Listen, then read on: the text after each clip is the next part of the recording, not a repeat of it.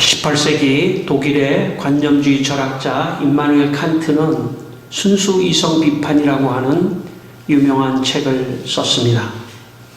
그는 그 순수 이성 비판에서 우리의 순수 이성으로는 신을 인식할 수 없다고 그렇게 주장을 했습니다. 그는 순수 이성 비판에서 이런 말을 했습니다. 우리에게는 오직 가능한 경험적 대상에 대한 것 이외에는 어떤 선언적, 초월적 인식도 가능하지가 않다. 곧 순수 지성 개념들은 결코 초월적으로 사용될 수 없고 항상 경험적으로만 사용될 수 있다. 최고 존재자라는 개념은 많은 관점에서 매우 유용한 이념이다. 그러나 그것은 바로 한낱 이념이기 때문에 그것에만 의거해서 실존하는 것에 대한 우리의 인식을 확대하기에는 전적으로 무기력하다. 그래서 순전히 사변적인 이성이 우리에게 신에 대하여 주는 초월적이고 유일하게 규정적인 개념은 객관적 타당성을 한 번도 주는 일이 없으며 단지 무엇인가의 이념을 제공할 뿐이다. 칸트는 우리의 순수 이성으로는 한마디로 말하면 신을 인식할 수 없다는 겁니다. 우리의 이 순수 이성은 초월적인 것을 사용해서 항상 어떤 신을 인식할 수 없고 경험적으로만 우리가 알 수 있다고 했습니다. 그러나 칸트는 우리의 순수 이성이 신앙을 가지게 되면 초월적인 하나님을 인식할 수 있다고 하는 것을 놓치고 말았습니다. 우리 이성이, 순수 이성이 신앙을 가지면 하나님을 인식할 수가 있습니다. 우리의 순수 이성이 신앙이 없으면 그 순수 이성으로 하나님을 인식할 수 없지만 우리의 순수 이성이 신앙으로 우리의 순수 이성이 변화가 된다면, 그렇다면 신앙을 갖게 된다면 우리는 하나님을 인식할 수 있다는 것입니다. 에베소 1장 17절에 이런 말씀이 있습니다.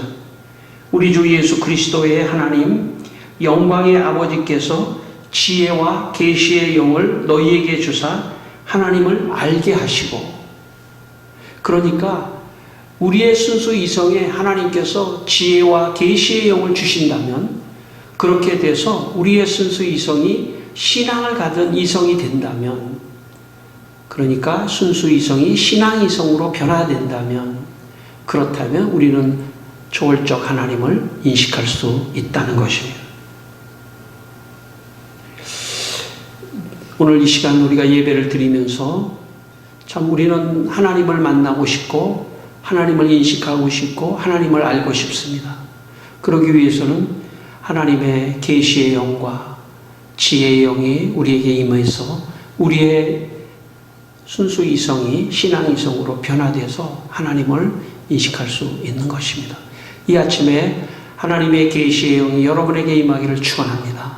이 시간 하나님의 신앙의 영이, 지혜의 영이 여러분에게 임해서 하나님을 인식하고 또 하나님을 깨닫는 귀한 은혜의 시간이 되시기를 주님의 이름으로 축원합니다.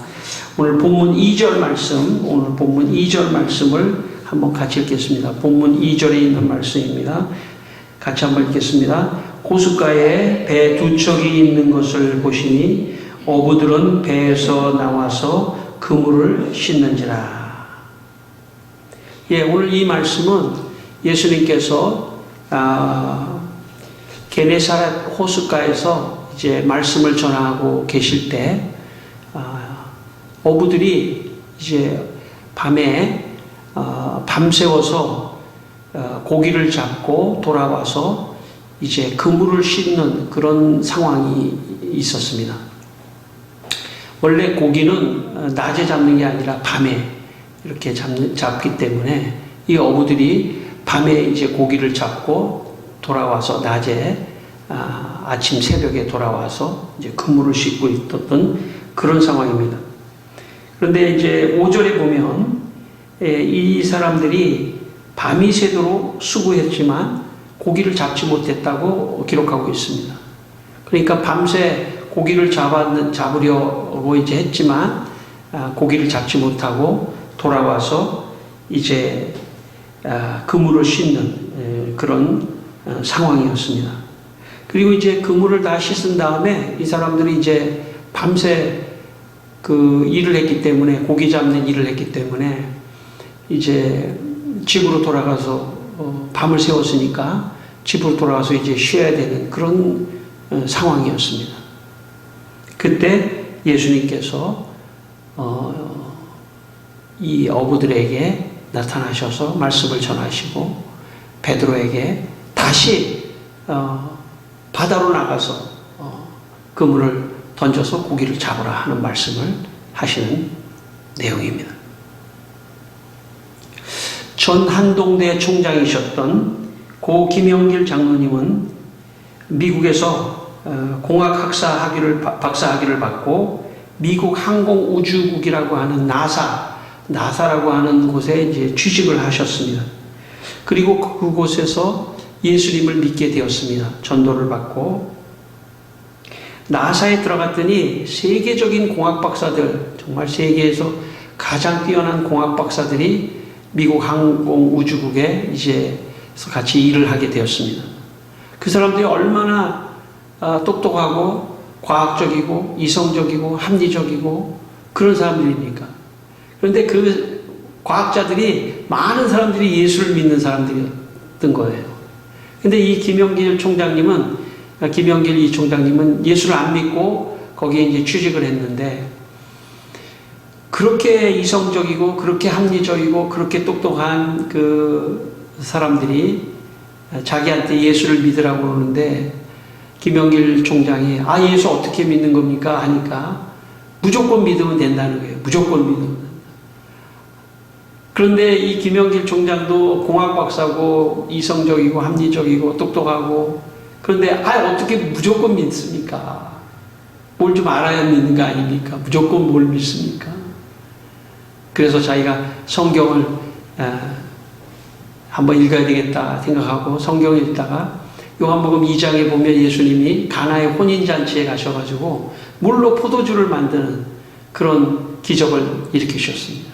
근데 이 과학자이기 때문에 다른 사람보다도 어떻게 이 물이 어떻게 포도주가 될 수 있느냐, 더 못 믿겠다 해서 집에 가서 자기 부인은 예수를 믿었나 봐요. 그때 당시에.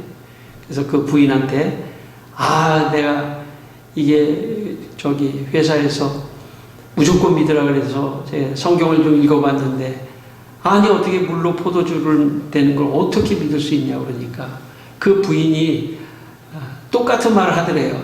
무조건 믿으라는 거예요.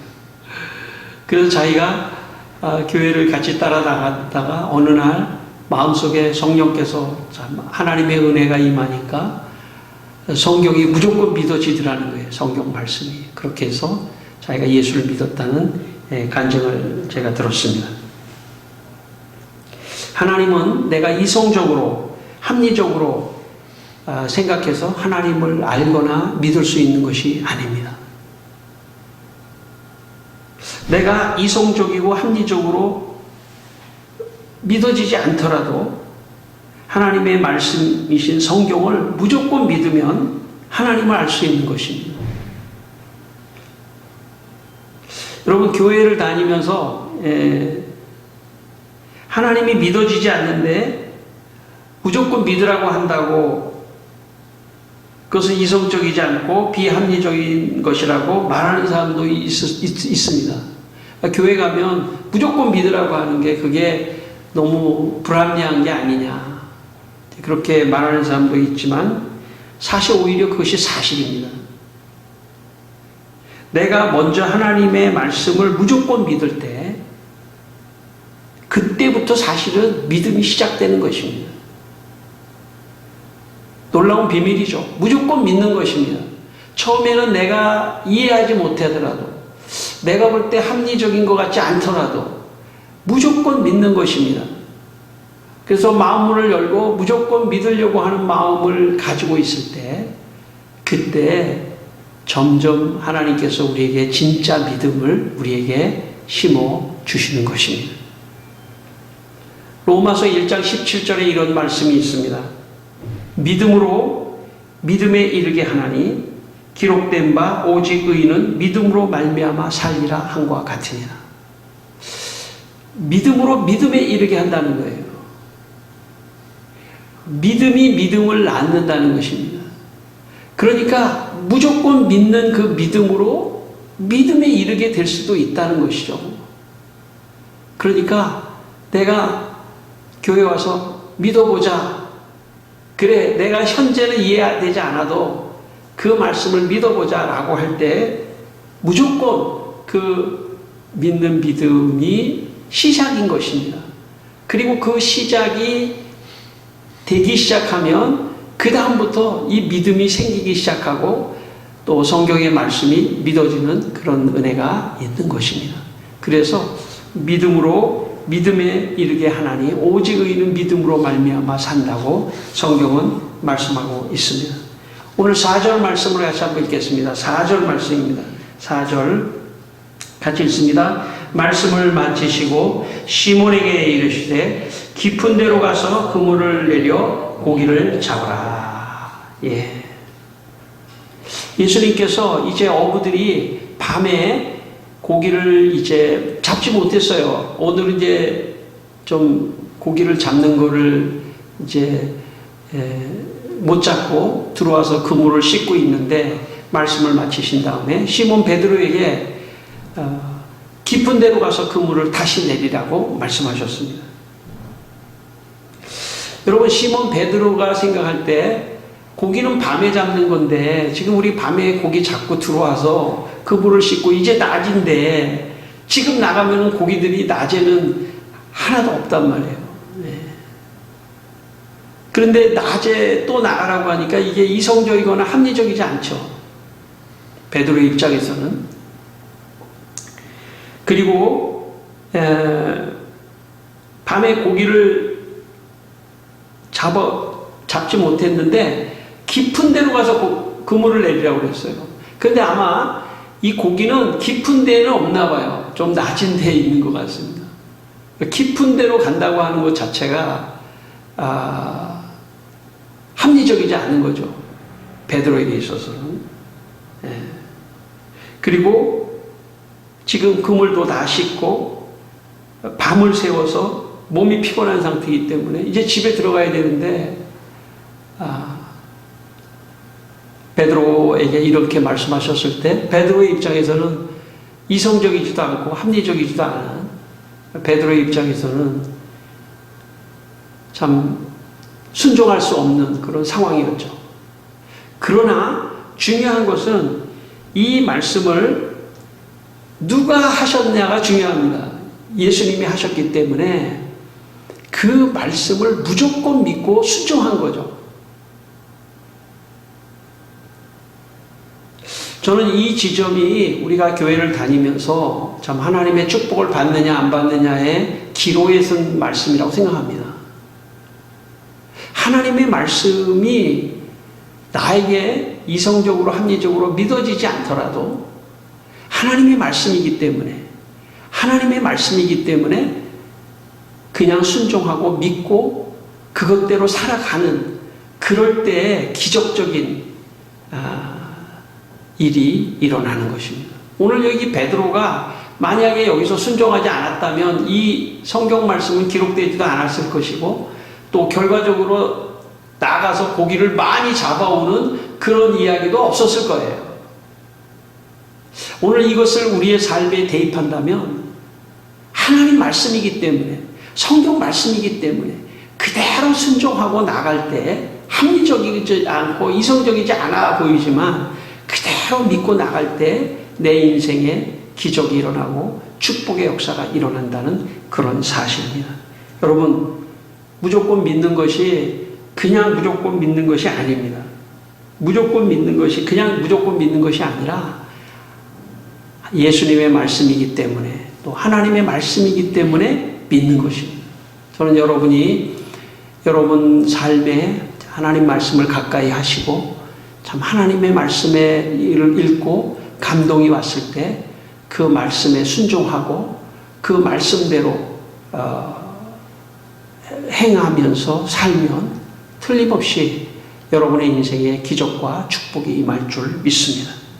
3세기 라틴 교부 테르툴리아누스라고 하는 교부가 이런 말을 했습니다.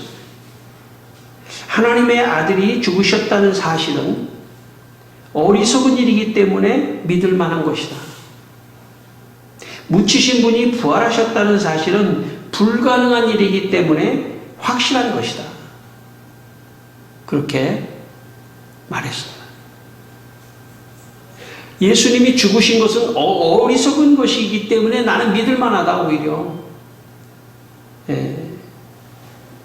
묻히신 분이 부활하셨다. 죽으신 분이 부활하셨다는 것은 불가능한 일이죠. 인간적으로 볼 때는, 합리적이고 이성적으로 볼 때는 불가능한 일이지만, 묻히신 분이 부활하셨다는 사실은 불가능한 일이기 때문에 확실한 것이다.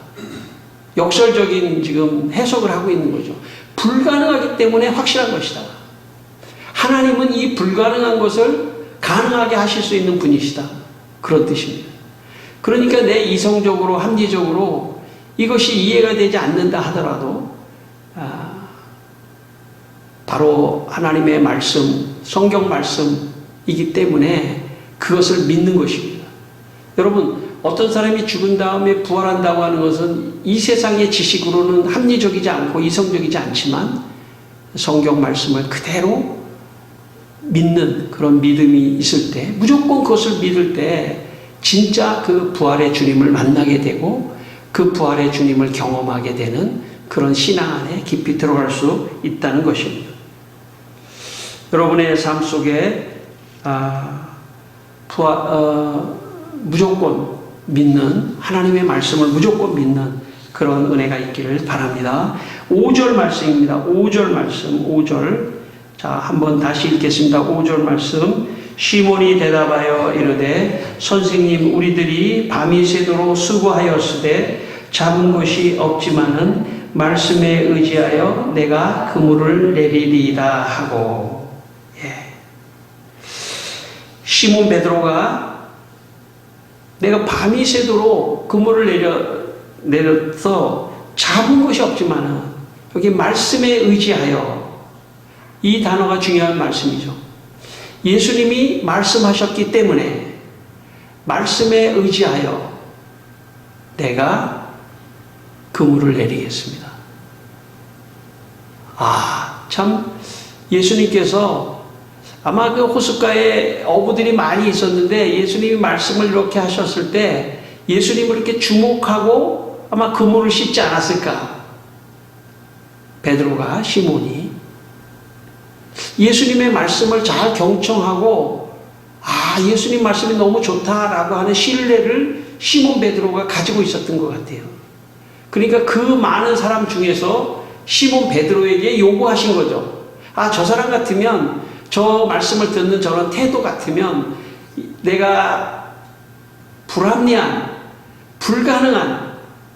불가능한 요구를 시몬에게 해도, 베드로에게 해도 순종할 것만 같은 그런 사람으로 예수님의 눈에 비쳤던 것 같습니다.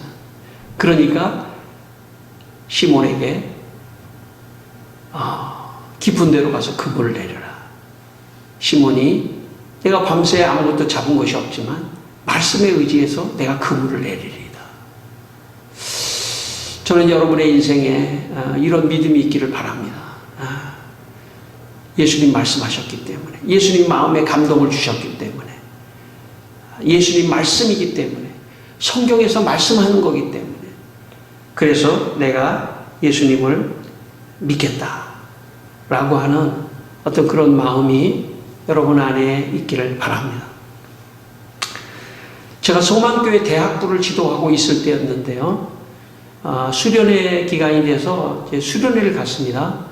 수련회를 가서 이제 제가 설교를 하는 가운데 사도행전 2장에 마가다락방에서 성도들이 많이 기도를 하고 있었는데 성령 충만을 위해서 기도하니까 다른 방언으로, 다른 말로, 하늘나라 말로 방언을 하는 어떤 그런 은사, 이 방언은 영적인 기도이거든요. 그런 은사도 받았다. 그러니까 우리가 다 같이 한번 이 성경 말씀을 그대로, 내가 이해되든 안 되든 이 성경 말씀 그대로를 마음에 믿고 기도하는 가운데 방언을 하는 또 그런 은혜가 있기를 바란다. 그렇게 제가 이제 말씀을 전하고 다 같이 기도를 하게 됐습니다. 다 같이 기도를 하는 가운데 어떤 일이 일어났냐면 정말 사도행전 2장의 역사와 같이 많은 대학 학생들이 기도를 하는 가운데 막 방언을 하는 그런 은혜가 임했습니다. 제가 이제 기도회를 막 인도하다가 학생들이 또, 제가 이제 지도자니까 학생들이 또 잘못 또 되면 안 되니까 이제 기도를 하다가 가끔씩 이렇게 눈을 떠서 지금 제대로 기도를 하고 있는지를 이렇게 보고 있었는데, 눈을 떴는데 제 바로 앞에 한 중간쯤 있는 남학생이 기도를 안 하고 저를 많이 쳐다보고 있었어요. 근데 그 학생은 어떤 학생이냐면 연세대학교 심리학과 3학년의 남학생이었는데, 그 당시에 아마 그 학생이 자기가 학교에서 심리학을 공부하는 입장에서 지금 이렇게 기도하면서 방언을 하고 하는 것이 아마 제 생각에 이성적이고 합리적으로 믿어지지가 않았던 것 같아요. 그래서 눈을 뜨고 기도도 하지 않고 저를 많이 쳐다보고 있더라고요. 근데 나머지 학생들은 거의 대부분이 다 성경의 말씀을 그대로 믿고 기도를 하는 가운데 방언이 다 터졌는데, 방언을 받고 다 은사도 받고 그랬는데, 그 연세대 심리학과 다니는 그 학생만 기도도 하지 않고 방언도 받지 못했습니다. 제가 시간이 지나서 이렇게 생각해 보니까, 물론 그 학생은 자기가 이성적으로 합리적으로 이렇게 하는 거는 맞지 않다 이렇게 생각했겠죠. 근데 반대로 생각하면 그 나머지 학생 중에도 더 좋은 학교, 더 좋은 학교에 더 훌륭한 과를 다닌 아이들도 더 많았거든요. 그렇지만 그 아이들은 오히려 합리적이지 않고 이성적이지 않은 것 같지만 성경의 말씀을 그대로 믿고 기도를 하고 또 은사도 받고 하는 것을 제가 보았습니다.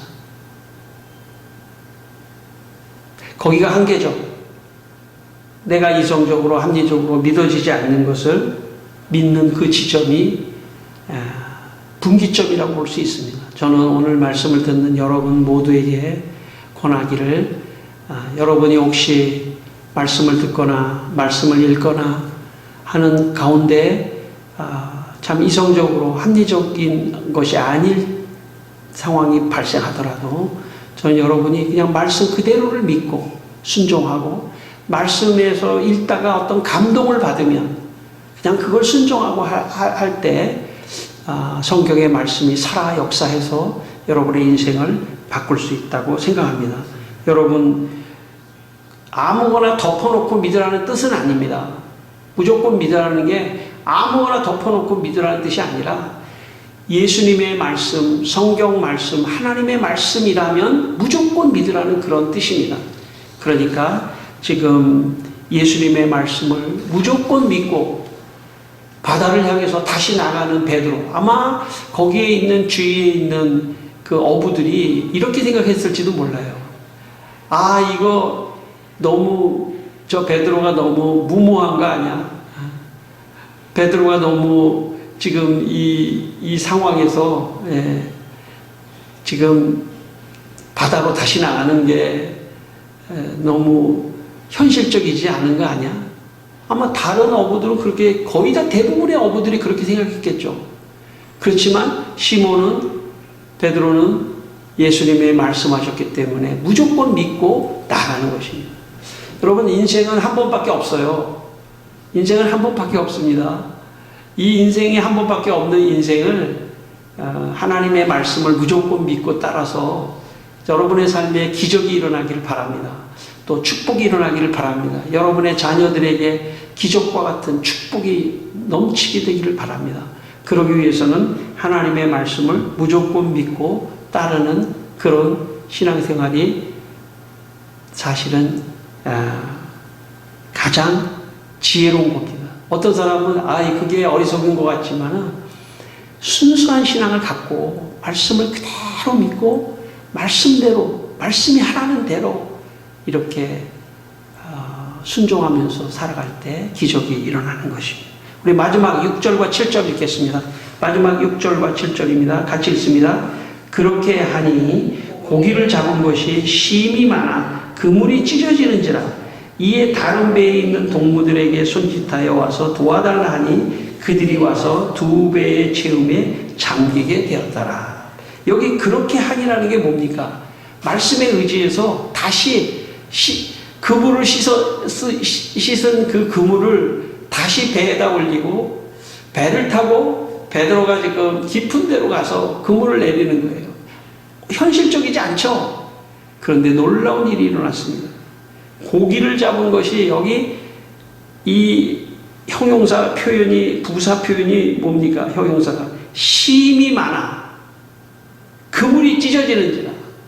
얼마나 고기가 잡혔으면 심이 많아 그물이 찢어지니까 저 부둣가에 있는 동무들에게 손짓을 해서 배 한 대 더 보내줘라고. 왜냐하면 너무 고기가 많이 잡혔기 때문에.